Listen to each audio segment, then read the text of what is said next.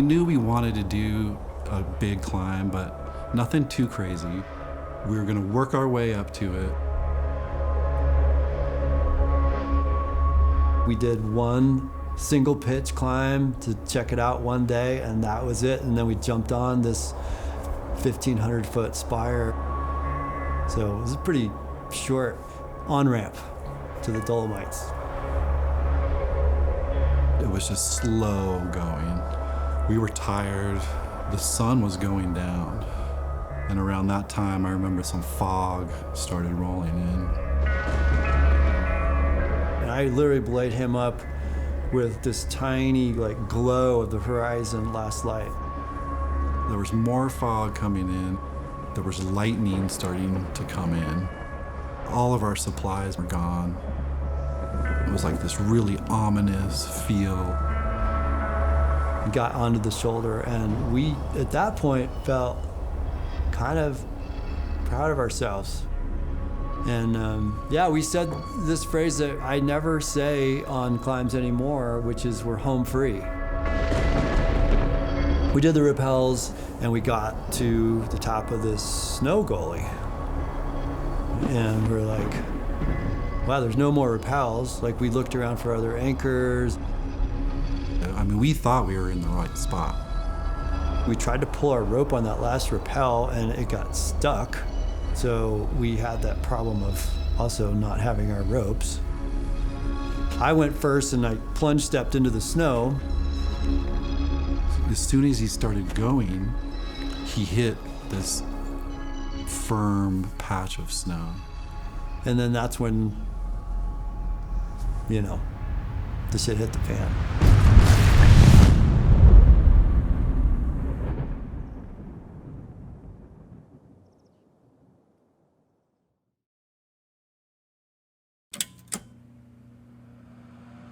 I didn't go through all my slides, but I went through a lot of them, and I picked out about 80 of them.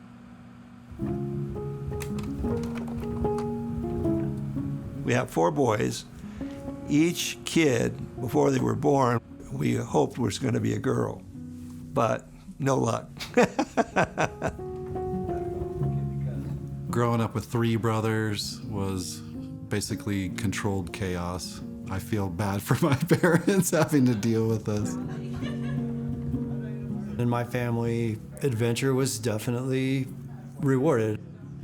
My grandparents started taking us into the Wind River Mountains at a young age, right? So if you were 5 years old, you were able to go on these 10-day self-supported backpacking trips.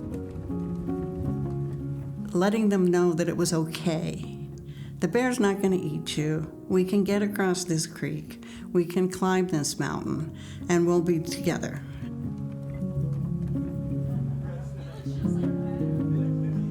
Danny was always looking for an opportunity to create his own identity in the family.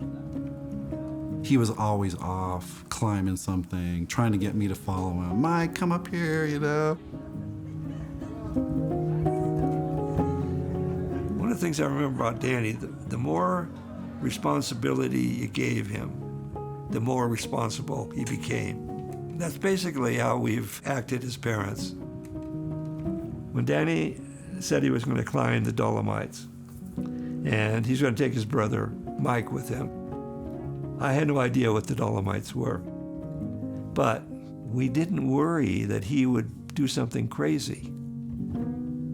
I think if I'd had the picture of the Dolomites before he left on the trip, I would have been very critical of him doing that trip. What were we thinking as parents?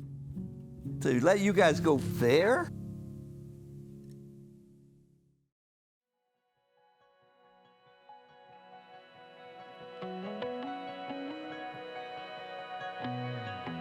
When I first thought I would go back and give it a shot, who would I want to climb it with me?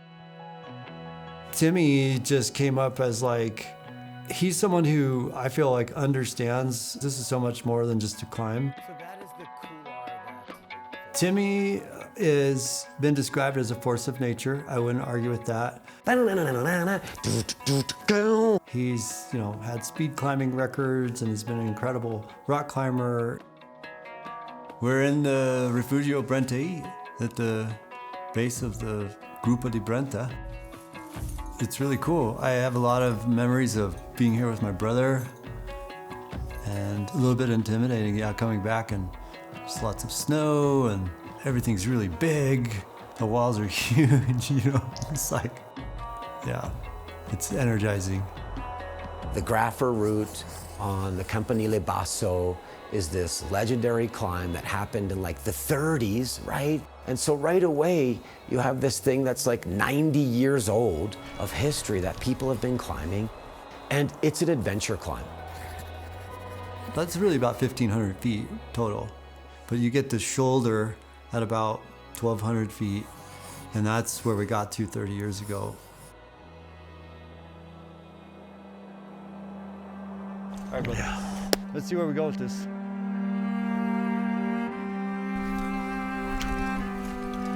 It might be about to rain, but at least it's cold.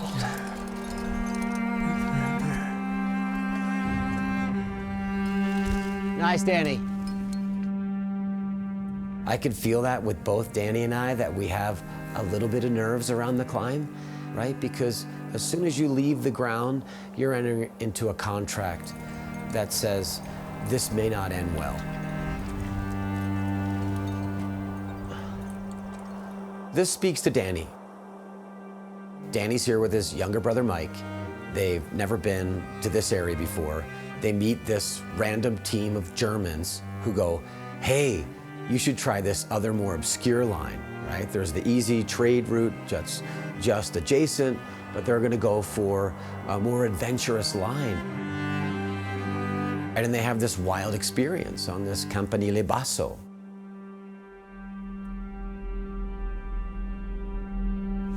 He just went and just sailed down this thing. The noise faded away, the light faded away, and he just like faded into the dark. And I was like, holy shit. I might have just lost my brother right there. I remember trying to use my hands to stop myself, digging my fingers in the snow. I was going faster and faster. I was like, wow, this is bone-breaking speed. And then I kept going faster and faster. And then it was, this is like die speed. There was some color change coming up. It got darker. And I was like, I'm going over a cliff. This could be it. That triggered this thought process around, it's not gonna hurt at all. I'll just die and it'll be over, no big deal.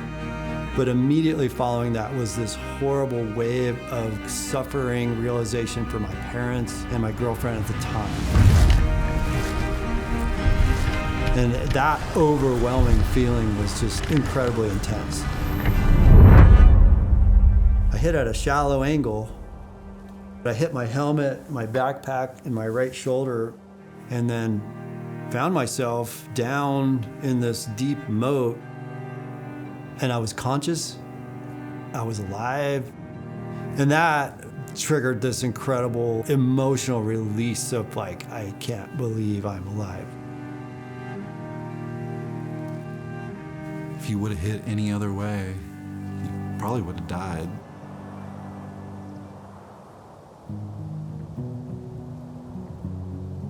That feeling of being given a second chance, I wish you could bottle that. I wish we could all experience that, because that was like literally the happiest seconds of my life. We could all do with like having a bottle of that around once in a while. That's hard-earned wisdom. When you are near death or you suffer catastrophe, you have an experience that never leaves you.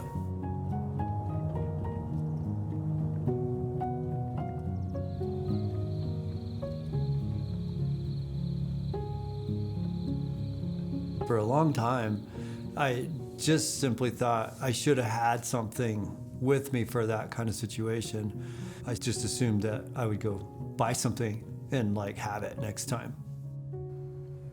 The thing that really galvanized me into action was reading, the American Alpine Club puts out the Accidents in North American Mountaineering They do the statistics, and slips on snow was the #2 cause of accidents and death. So I was thinking, this is kind of ridiculous. Like, that's how I almost died. It really just kicked me in the pants. Like, nobody gets this like you do. Like, this needs to be addressed. I felt like the world needed this, and I was just gonna figure out how to do it. And that was kind of where the whole ball of yarn started unrolling, right?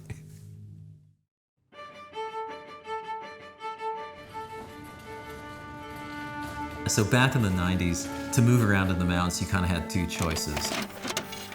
One was a stiff, heavy lug sole boot with a stiff, heavy metal erector set thing called a crampon.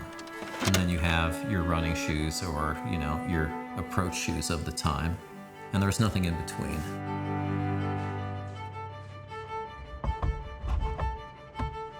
I just was like, let's just try something really simple. Like, I just want something that folds down, fits in your pocket, compact, but when you need it, boom, it'll work. I think for Danny, it's this old Irish engineering idea of make it and break it. Yeah, that's the very first prototype, and it was just trying to figure out what can I make small, compact, but I learned a lot from it. As you can see from the piles, it was a very iterative process. And he built prototypes, he tested them, broke them. Then I started playing with the spring steel design, and then I started to put a lot of structure on it. How could you make something like break down side supports to lock the foot in, and these rings here, exploration. You just keep evolving it until it's right. Yeah, I think it was about 2.5 years of prototyping to end up with the KTS crampon as it is today. If it hadn't been for some friendly intervention from one of my friends, I'd probably still be back there iterating. There I was going, yeah, but I'm gonna go and make another iteration of this. And he just stopped me and he's like, I would buy this right now. That was just the perfect kick in the pants there to be like, you gotta get out of your iteration and get on with it. Giovale from Kahtoola in Flagstaff, Arizona. I'm going to show you about our product, which is the new concept in footwear traction systems. Just within the first year or so, we sent some pairs over with the Benegas brothers. Then I got the message towards the end of their trip. It's like, hey, by the way, we lent your KTS crampons to Lapka Gelu Sherpa, and he set the speed record on Everest with them. We're like, what? Man, we were so stoked about that. He invented a device that created its own category. He basically designed portable, flexible traction that bridged the gap between regular footwear and these heavy mountaineering boots. And that allowed people to be faster and therefore safer in the mountains.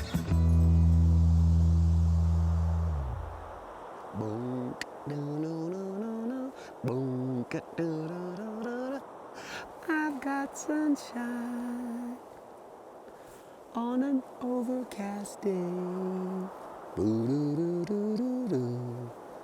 I'm belaying my friend Danny as he climbs up and away. Danny, don't whip while the rock is wet and you may slip climbing. Campanile basso away. Ooh. Yeah, buddy.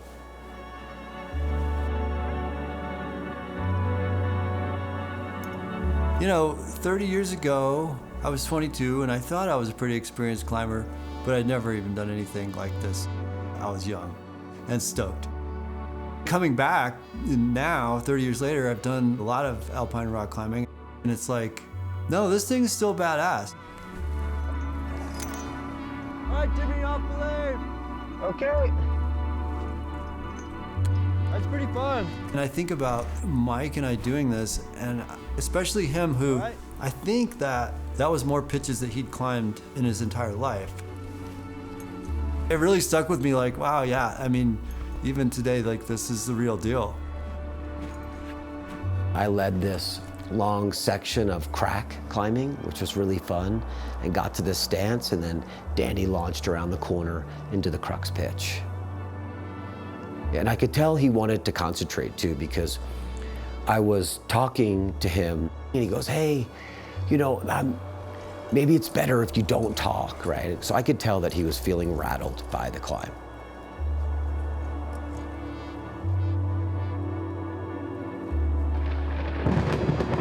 It was a big day, and then we got hammered by weather up on top. Like, we were at the shoulder, and it didn't look like we were gonna get to the summit because it started raining. I had to decide, like, we're gonna go up.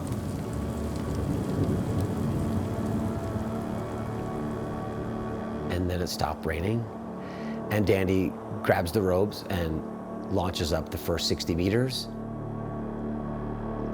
And I belayed Danny up. Yeah, friend. This is awesome. Such incredible exposure. We untied from the ropes, and then we were gonna scramble up to get to the true summit. And I was like, Danny, after you.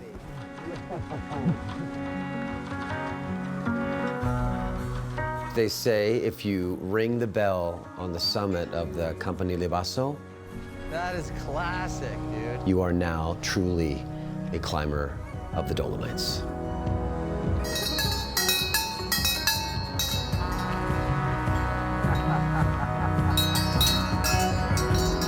Yeah! I don't know why I have tinnitus.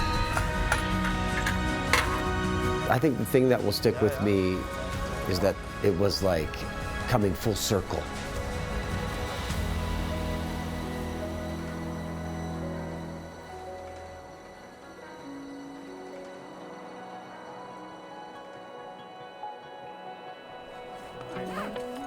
So the proper descent is to go use this via ferrata, which has cables and ladders to come down from this notch, instead of go down the couloir where we had the accident. All right, Timmy, you down. And then we find out now that there's so much snow, you can't safely go that way. Now, the safest way is to go down the snow gully where we had the accident.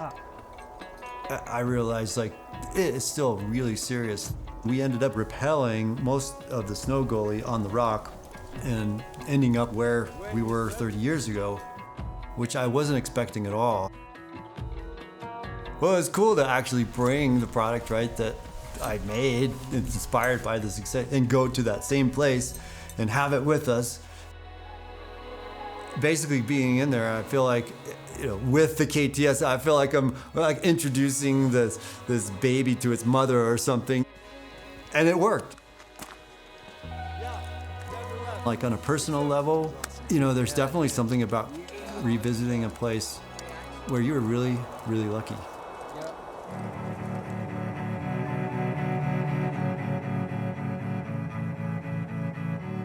This is the place where it all began for him, with Kahtoola. This is the origin story for it. He had an experience, he realized he could do something about it, he created that thing, and now he's run with it for decades.